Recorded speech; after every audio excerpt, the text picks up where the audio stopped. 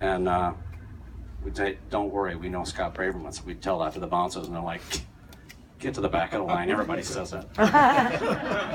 So we'd eventually get in because we'd start, I think that was the beginning of cell phones. We'd start calling Scott saying, hey, Scott, you got to come get us in. We'd eventually get in, but I think probably it was just because it was our time in the Velvet Line, anyhow.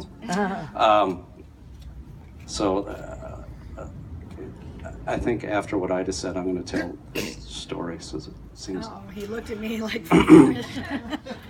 So about a year and a half ago, I came over and Scott and I hung out, went out for lunch and stuff. But what we did that was the funnest is I don't know if fun is the right word, but we sat on the couch and watched The Big Short. He had taped it on, I don't know, HBO or whatever. So we watched The Big Short, and it took us like 3 hours because we stopped about 4 times during it. And we said, God, you remember when that happened? That was really crazy, wasn't it? And we chatted about it, and then we'd go on some more. And anyhow, we got to the point where they were all these people in Florida were taking their houses away, and they got these crazy loans and whatever. And we stopped and we talked a little bit, and I said, Scott, isn't that crazy what they did? And he laughed. So if you can picture Scott's laugh, right? He laughed. And he said, I got 3 of those. Well, maybe that wasn't so good. But anyway, we had fun. Anyhow. So, like I said. But anyway, I was here, July 6th? And Eddie was here. And we sat up there and we chatted with Scott. And we went out and sat. I'd never been on the deck in all the years that I've been coming here. We've never been on the deck. So we went on the deck and we had a beer with Scott. Ginger beer or whatever, and came back in, and Uber was here to pick me up, or they were on their way, so I had to say goodbye to Scott. And I leaned real close, and Scott said to me, oh. Sorry. It's okay. He said, I'm sorry, I have to say goodbye. He could barely get it out. And, I said, typical male, I said, me too, right? Pretty, eloquent. And so all the way home on the airplane, I'm thinking about this is, probably the last time I see Scott. And I thought about that, and I thought, you know what? That could have been any time I was with Scott.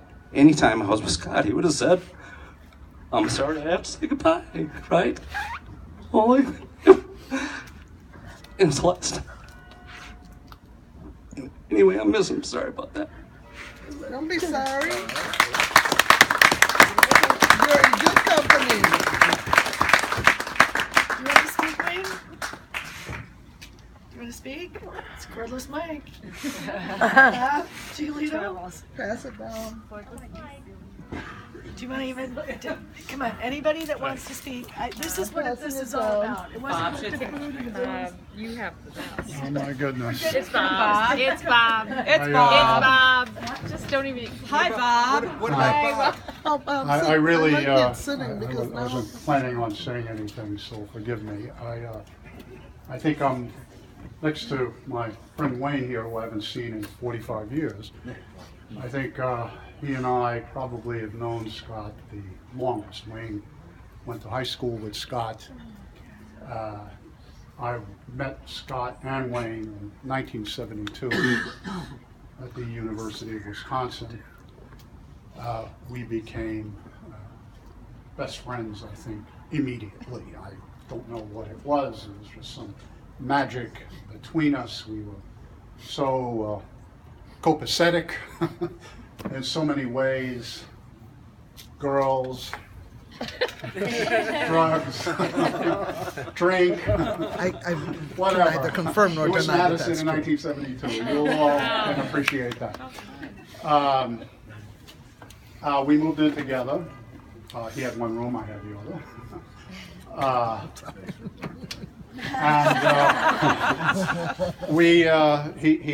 He taught me about water beds. if you remember those. We've been together. We talked Um, about breads. I think we purchased 2 at the same time. It was really interesting. We had many adventures. most of which I cannot and will not repeat in public. But there were many. He had, I think, he had many, many impacts on my life. Scott and I frequently spoke.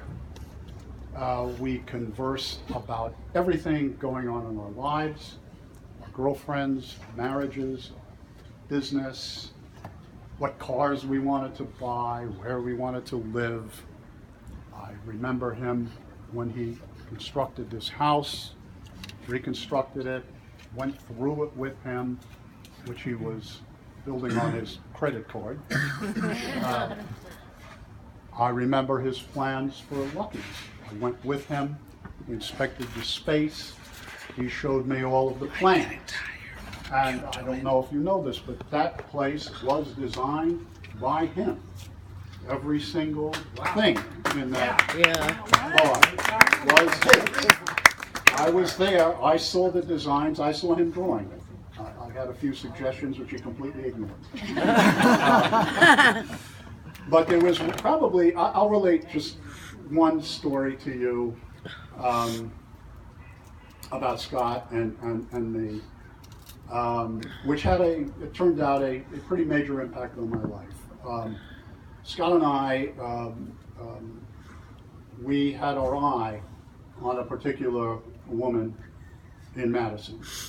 She, don't laugh. You told me the story. She worked in the record store, and Scott and I would sort of nonchalantly walk into the record store, and I was a stunningly beautiful woman. I will not mention her name.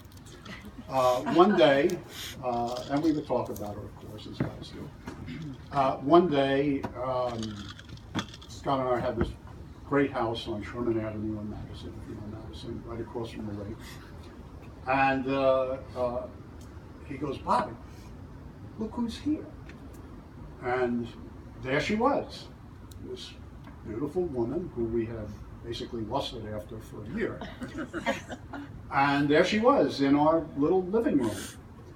And he said, I'm cooking a steak dinner for her. You want some? I said, sure. Why not? So he goes, okay, I'm going into the kitchen, leaving me with this stunningly beautiful woman we had lusted after for a year. Well, while Scott is cooking the steak, one thing led to another.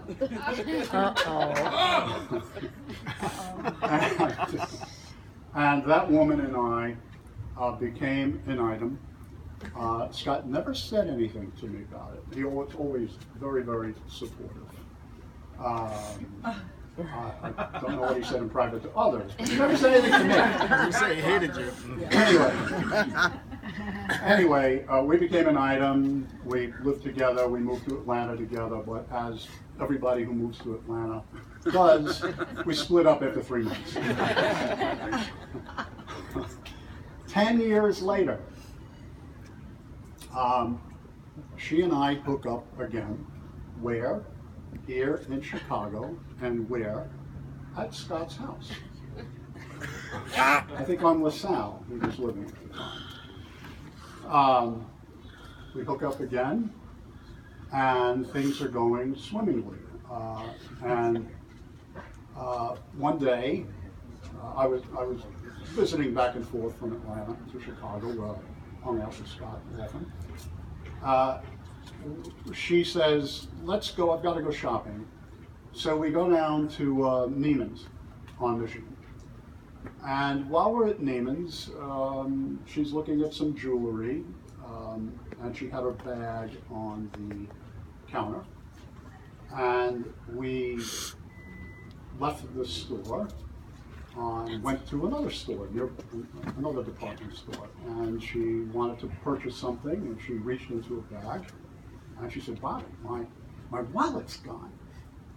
It's disappeared. I said, oh my goodness, well, maybe you left it at Neiman's. Let's go back there. So we go back to Neiman's, and the security people grab us immediately as we walk back in, and they say, we saw you on the video while you were at the jewelry counter. A person stuck their hand into your friend's bag and made off with the wallet. We haven't been able to find her. And she said, "Oh my God, that's terrible. That's just terrible.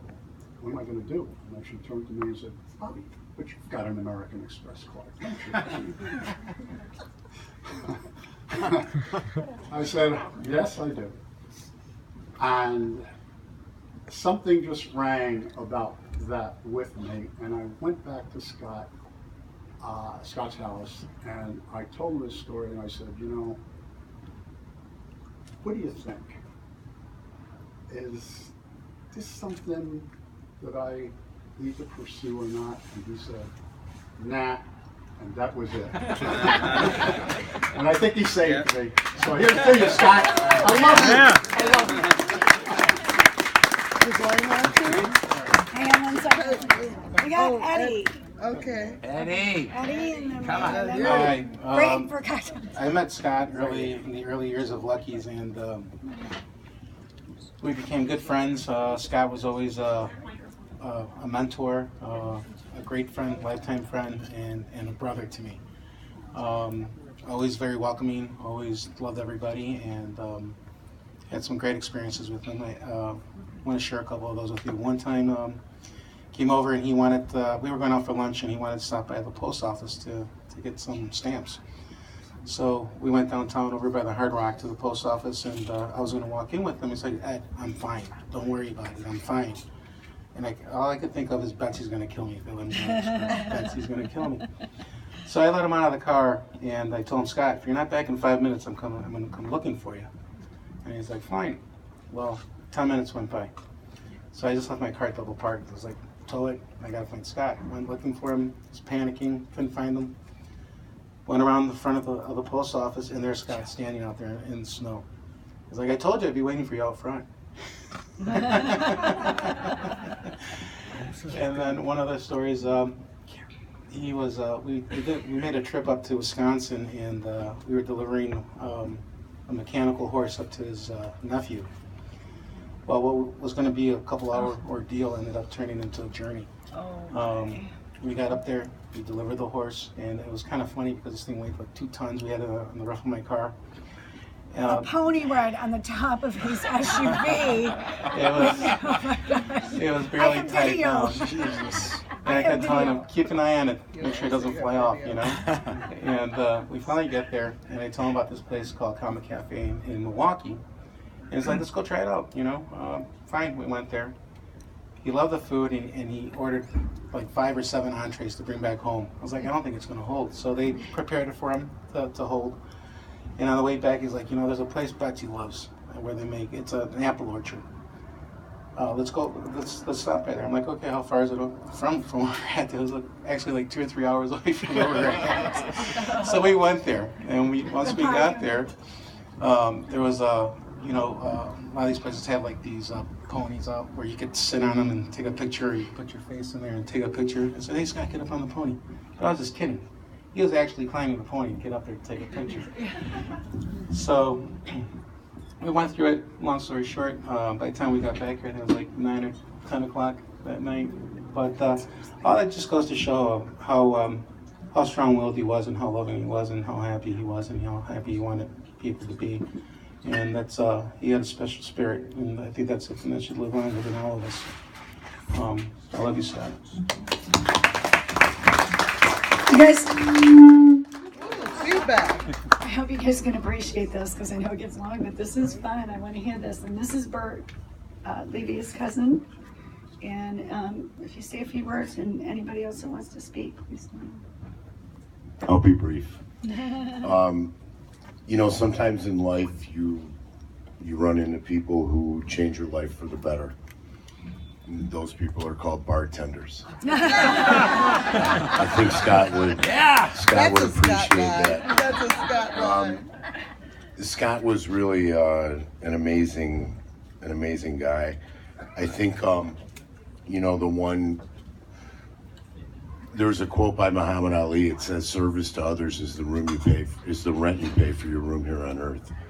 And I think that Scott really exemplified that in multiple levels. I mean, he cared more about all of you than he ever did for himself. whether it was about connecting people, whether it was about getting people jobs, just putting people in touch. I mean, Scott was a networker's networker. I mean, he was, all he wanted to do was do good for people, and we need more of those people, not less, and that's what was really hard about losing Scott. I would say that if Scott were here today, he would tell all of you to really love life. Take pictures of everything. Tell people you love them. Talk to random strangers. Do things that you're scared to do. Really fuck it, because so many of us die and no one remembers the thing we did. Take your life and make it the best story in the world, and really don't waste time. And I think Scott did all of that, and it was a joy to have him in our life. I think that the hardest thing for Scott, the most conflicted that he was he would wake up every day wanting to change the world, and yet wanting to make the world a better place. And that makes it really, really, really difficult to plan your day.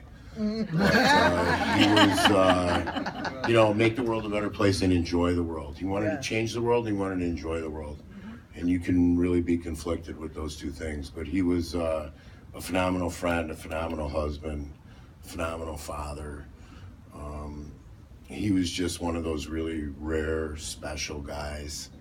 And like I said, we need more of him. But I think our lives are all better for having Scott in it. Tia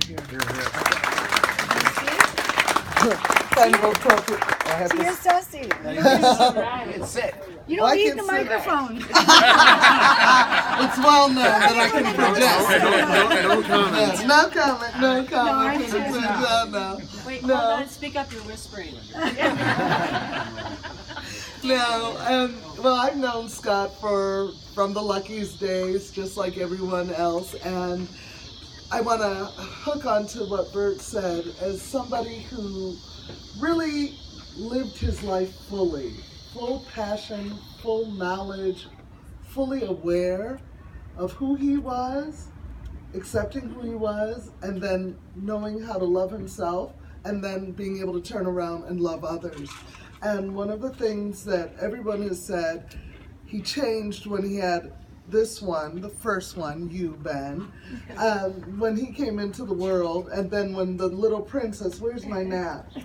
And she's outside with her friends right there at the edge. But anyway, when those two came into his life, he carried them around like trophies. Betsy was his trophy bride, but then he got these trophy children that he loved so much.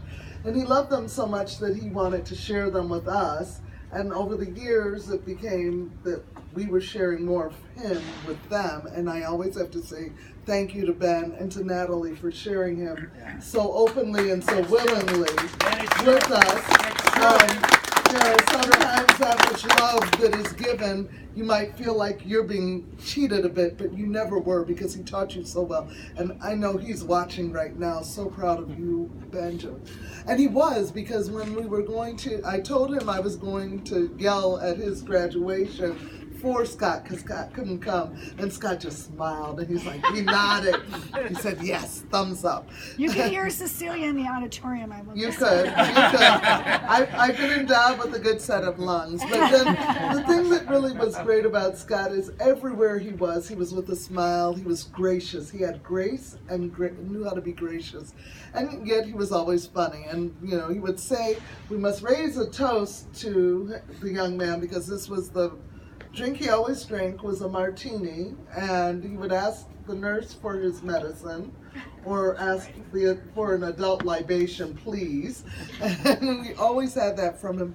But one of the things, we haven't looked at the Lucky's here, and most of you have either heard about Lucky's or been to Lucky's.